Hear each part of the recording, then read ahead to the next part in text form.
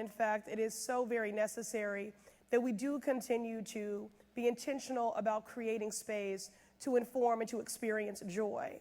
I do not want us to be apologists about that because, let me just say, people have been, look, I've been robbed of my hair, I lost my hair.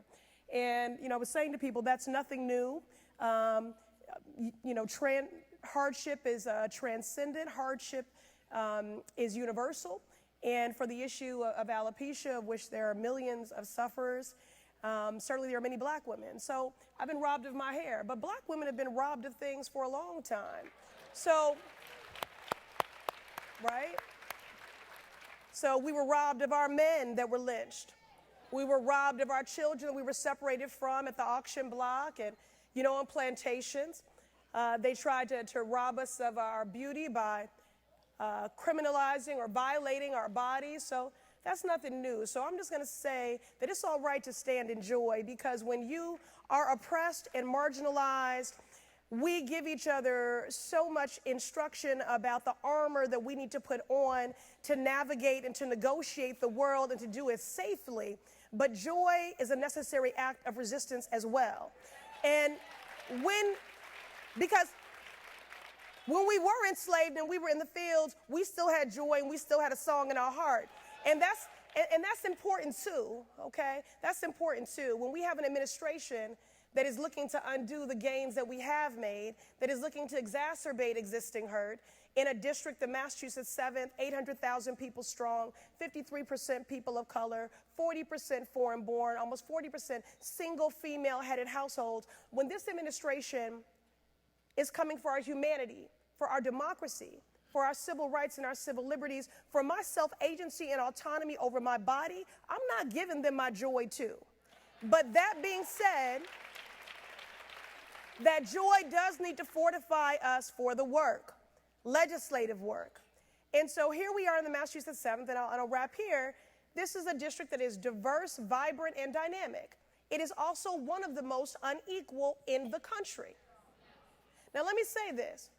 Politicians cannot say that the best policies are informed by data, and then when I tell you that black folk are in the bottom of every category, disproportionately bearing the burden of every hurt, from poor health outcomes to housing that is not affordable and sanitary, to bearing a greater burden of student debt, to still being unable to attain a mortgage fairly, and all of these things, then you can't deny that. If the best policies are informed by data, and I tell you black folks are in the bottom of every category, and then you want me to be an apologist for saying that I am fighting for the economic empowerment and advancement and preservation of black folk. Not only Speaker Pelosi says that she's in Congress for the children, the children, the children. Do any of you say, what about the adults? No.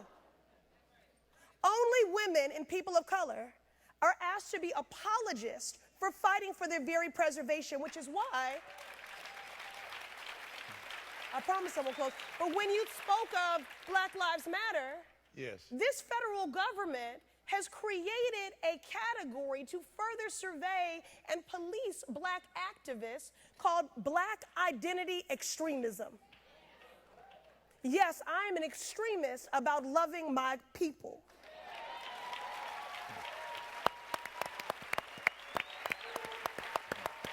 And everybody else too. But listen, I promise I'm in here, but listen, I am so tired of people saying that what is ruining this country is identity politics. No, it isn't. It is hate and white supremacy that is codified through legislation. If we can celebrate the identity of a veteran, if we can celebrate the identity of a survivor of domestic violence, if we can celebrate the identity of someone in the recovery community and say why we need them at the table to make sure that what happened to them doesn't happen to another person again, the solution is representation, and there is nothing wrong with identity. Okay. Any else?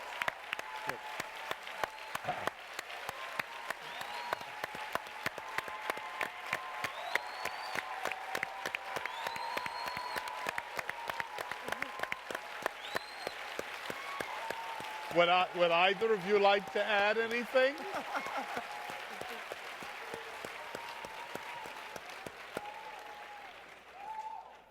I'm sitting here thinking that the mayor made a smart strategic move. Here, you want to Sitting switch seats? over there. Let's switch seats. Charlie, I'm The only agree with thing I everything can you add said, to that rant, okay, is It this. was a little sad song. Yeah, it was. I say to people all the time that the greatest gift that's come to my wife and to me as a result of this chance we've had to serve has been the opportunity we've had, if only for a few moments at a time, to walk in the shoes of so many different people across the Commonwealth whose life experiences have been different than ours. And that point that the Congresswoman just made about the fact that every life is individual and every life should be celebrated and that there's an identity associated with every life and that that identity needs to be part of the conversation that we have when we make policy and we make decisions, that is absolutely so spot on. I can't even begin to double or triple down on it, except to say that you can't make policy, you can't make decisions, you can't build anything close to a beloved community if you don't have the voices and the experiences that cut across all of your communities involved in that conversation. Period, flat out, the end. That's right. Spending